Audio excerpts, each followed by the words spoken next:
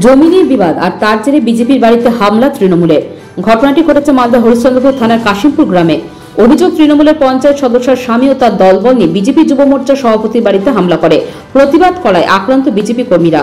দীর্ঘদিন ধরে জমি নিয়ে বিজেপি যুব মোর্চার সভাপতি কমল থোকদারের সাথে বিবাদ চলছিল গ্রাম পঞ্চায়েতের তৃণমূল সদস্য মন্দিরা দাসের স্বামী পূজন দাসের সাথে। এই বিবাদকে কেন্দ্র করে সোমবার রাতে কমল থোকদারের বাড়িতে হামলা চালায় পূজন দাস ও তার দলবল। মঙ্গলবার থানায় অভিযোগ জানাতে যায় কমল থোকদার। সে সময় তার সাথে ছিলেন অসিত দাস নামে এক বিজেপি কর্মী। অভিযোগ, মঙ্গলবার রাতে অসিত দাসের বাড়িতে হামলা চালানো হয়। অভিযোগ, পঞ্চায়েত সদস্যের স্বামী তৃণমূল নেতা পূজন দাসের বিরুদ্ধে। রাজনৈতিক কারণে হামলার অভিযোগ বিজেপির। যদিও বিষয়টিতে অযথা রাজনৈতিক রং লাগানো হচ্ছে ভোটের আগে, দাবি তৃণমূলের। সেটা আমরা বুঝতে পারিনি। আমরা থানায় এসেছিলাম। থানায় আসার পরে আমাদের দেখেছে কে কে এসছে না আসছে গ্রাম থেকে, তার পক্ষ থেকে তারা প্রত্যেককে মানে চোখের মধ্যে রাখে যে কে কে এসছে। তারপরে রাত্রি 8টার সময় আবার সেই মানে গন্ডগোল বাঁধালো। তারা গন্ডগোল বাঁধার পরে মানে দরজার মধ্যে ভেঙে দিয়েছে, লাথি মেরেছে, বাঁশ খুঁটি ধারালো অস্ত্র নিয়ে গেছিল।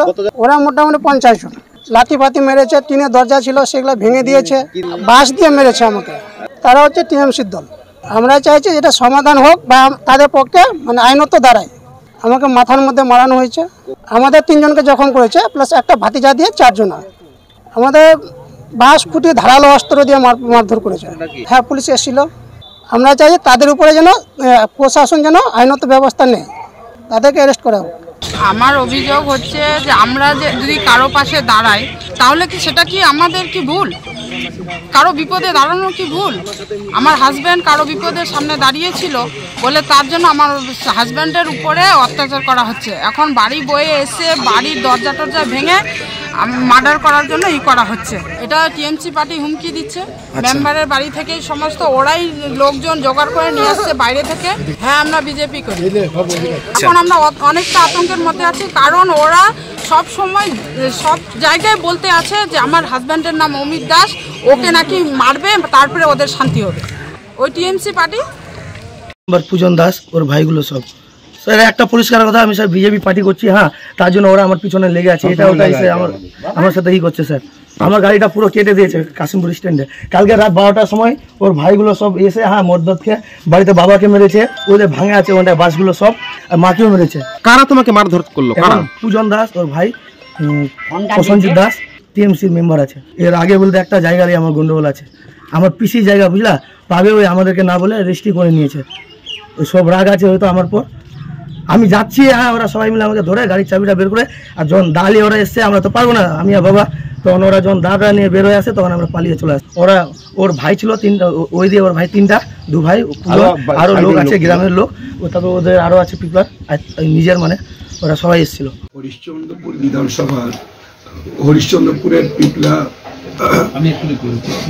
কাশিমপুরে গত 2 দিন ধরে সেখানে আমাদের কার্যকর্তা যারা আছেন, আমাদের বিশেষ করে ওখানে যুব মোর্চার সাধারণ সম্পাদক কমল থোকদার, তার উপরে চড়াও হয়েছে।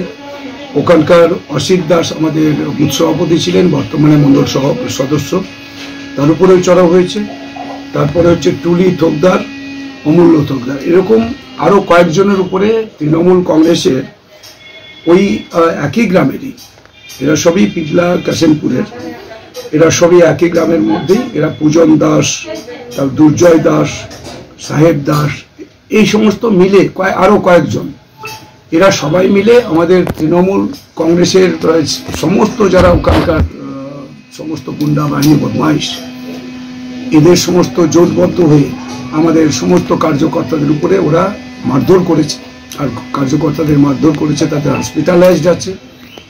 গতকাল থেকে হাসপাতালে ওরা ভর্তি হয়েছে, চিকিৎসাধীন। আমাদের ওখানকার অজয় পাসওয়ান সহ আমাদের সমস্ত লিডাররা যখন ওখানে গেছেন হাসপাতালে, তো হাসপাতালেও এরা ঘেরাও করেছে। হাসপাতালে থেকে ফেরার সময়তে এরা রাস্তায় ওদেরকে আটকাবার চেষ্টা করেছে। অর্থাৎ এরা এতটাই হচ্ছে যে তৃণমূল কংগ্রেস, মানে এখানে যেহেতু তৃণমূল কংগ্রেস বরাবরই এরা মানুষের উপরে আক্রমণ করে, মানুষকে খুন করা এদের হচ্ছে স্বভাব, এদের চরিত্র, এদের সংস্কৃতি। এরা কখনো যে সমস্ত মানুষকে নিয়ে একসাথে চলতে চায় না। এরা দাঙ্গাবাজ, এরা নিজেরাই দাঙ্গাবাজ, ওরা আবার অপরকে দাঙ্গাবাজ বলে। এরা প্রতিদিন মানুষের বিরুদ্ধে এই সমস্ত কাজ করে ওরা। নির্বাচন এসেছে, নির্বাচনের সময় যেহেতু দেখছে ওদের অবস্থা খুব খারাপ, মানুষ এদেরকে পরিত্যাগ করছে, মানুষ থেকে তৃণমূল কংগ্রেস যতই বিচ্ছিন্ন হচ্ছে ততই এরা হিংস্র হচ্ছে। এরা হিংস্র হয়ে এবার হচ্ছে যে এরা মারধর করার চেষ্টা করছে, সন্ত্রাস তৈরি করার চেষ্টা করছে। তো আমি সেই জন্য এইখানে আমরা সবাই ঠিক করেছি, আমি নিজেও ওখানে যাব, আজকে যাওয়ার জন্য প্রস্তুতি নিয়েছি, যে তৃণমূল কংগ্রেস একটা যদি আমাদের কাউকে পেটায় আমরা কি সব চুরি করে বসে আছি নাকি? ওরা কি মনে করছে ওরা আমাদের সমস্ত কার্যকর্তাদের মারবে, পেটাবে আর আমরা চুপচাপ বসে থাকবো?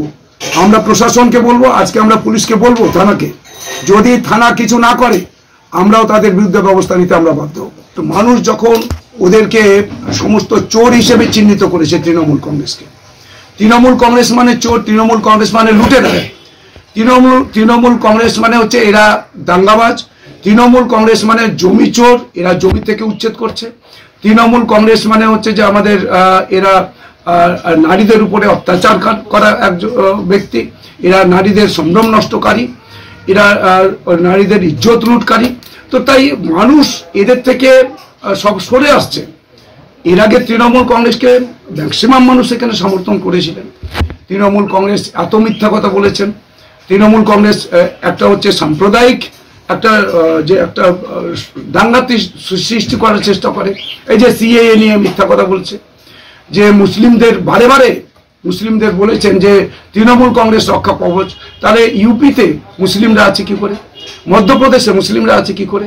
তাহলে ওখানে তো বিজেপির সরকার আছে, বছরের পর বছর ওখানে বিজেপির সরকার আছে, তো ওখান থেকে মুসলিমদের কি তাড়িয়ে নিয়েছে?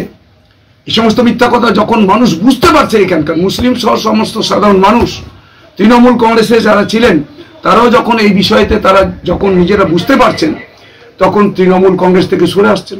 তৃণমূল কংগ্রেসের তাদের মানে মাটি হারা হয়ে যাচ্ছে। তৃণমূল কংগ্রেস এখন হচ্ছে তাই হিংস্র হচ্ছে, মারধর করার চেষ্টা করছে, সন্ত্রাস তৈরি করার চেষ্টা করছে, ভয় দেখানোর চেষ্টা করছে, চমকানোর চেষ্টা করছে। তো আমরা সেই জন্যই আমরা ভারতীয় জনতা পার্টি কখনো পিছিয়ে আসার মানুষ না।